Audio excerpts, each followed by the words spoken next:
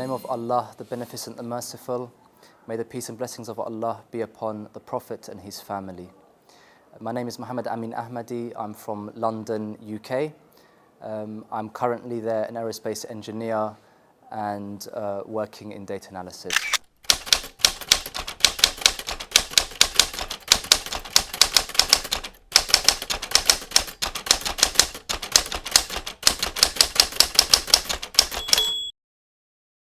Alhamdulillah, this is probably the 10th or 11th time that I've been blessed with visiting the Holy Land of Karbala and Najaf. To be absolutely honest with you, I think before people come to Karbala, there's always an element of fear or doubt with regards to how they will come, and as with regards to the stability of the country and so on. Obviously they hear there are still wars and this and that they feel scared to come. But I want to begin by reminding everybody that the times before, when in the history we have recorded that when people wanted to visit Imam Hussein, they would be given the choice of visiting Imam Hussein by giving their arm. So before entering the country, these people would have to have their arm amputated in order to come and see the holy Ahlul Bayt alayhim salam. And this was a way of the oppressors at the time trying to stop the Shias from coming to see Imam Hussein and stop them from visiting Imam Hussein alayhi salam. They wanted to cut this blessings from the Shias. And one thing that struck me was that once a man came and he was asked to give his right arm, because that's how it began. They would say, first give your right arm, because the right arm is known as the arm to work with and to carry out duties. And he said, I don't have a right arm, and he put forward his left arm. And they said, why don't you have a right arm? He said, because previously I came to visit and they've taken my right arm. So I want you to take my left arm instead. Now, this is something that we say very easily and we pass over without actually thinking or understanding, because we are not in that position to feel the pain or feel the love that he had for Imam Hussein alayhi salam. This, in a way, is for us to sit here today and to say that we are worried or scared to come and visit the holy Ahlul Bayt alayhim salam in the land of Karbala. For me to feel scared or to feel insecure is an embarrassment to those people who gave so much to visit the Imams. Alhamdulillah, in today's world, we have traveled with ease. We don't have to sit for months on camels and horses, riding through the deserts, sandstorms and so on. We sit on a plane very easily. We arrive here in a couple of hours, and then people drive us around in taxis and so on. So, alhamdulillah, this is really a blessing that we are living in a time when visiting the Ahlul Bayt alayhim salam is so open and so easy.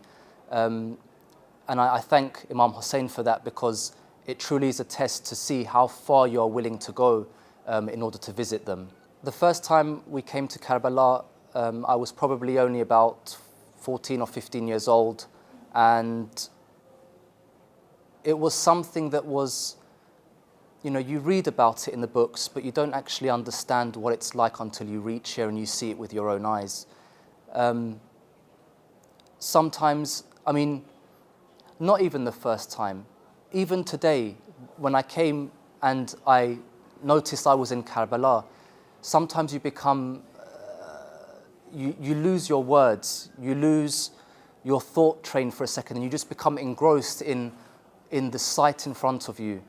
You become drawn in by the sight of the dome and the minarets, and you just, in a way, you almost become paralyzed due to the sight.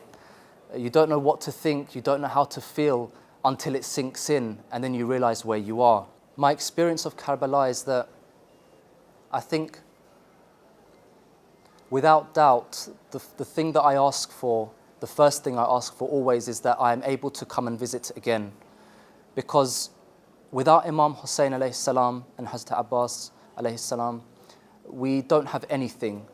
I challenge anyone of the Shia or anyone who knows the Ahlul Bayt alayhim salam to stand up and to claim that they have something of value or worth more than the Ahlul Bayt alayhim salam. I challenge anyone to come forward and say that, take these from me, it's fine. I don't want to visit Karbala because I've got this or I've got that, and that will fill my heart and keep me calm. It's impossible that anyone has anything once you've seen what Imam Hussein has sacrificed for you and for Islam and for humanity. I think one of the problems we have is that we often say that Imam Hussein alayhi salam watered the tree of Islam with his blood, that the tree of Islam was dying, was dead due to the actions of Yazid and his followers. Yet this isn't true. I don't believe that Imam Hussein watered the tree of Islam. I believe he watered the tree of humanity as a whole. That everything the prophets did from Adam up until Prophet Muhammad sallallahu alaihi wasallam, that all of this would have been lost if Imam Hussein didn't do what he did, didn't sacrifice what he sacrificed. So in a way, sometimes I feel ashamed to come here and always ask for what I want. Sometimes we stand here and we say to Imam Hussein, please give me this, please give me that, please give me health, and so on.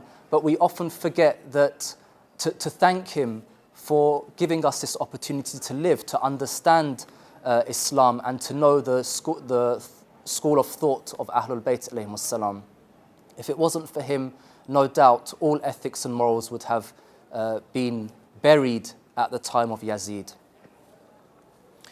I pray that inshallah everyone has the chance to come and see this, because honestly no words can do justice for the feelings that we feel over here and the sights that we see. Last year, alhamdulillah, I got the tawfiq to walk, to go on the Arba'in walk, which is from Najaf to Karbala. And it took roughly 2.5 days. Now, there are so many different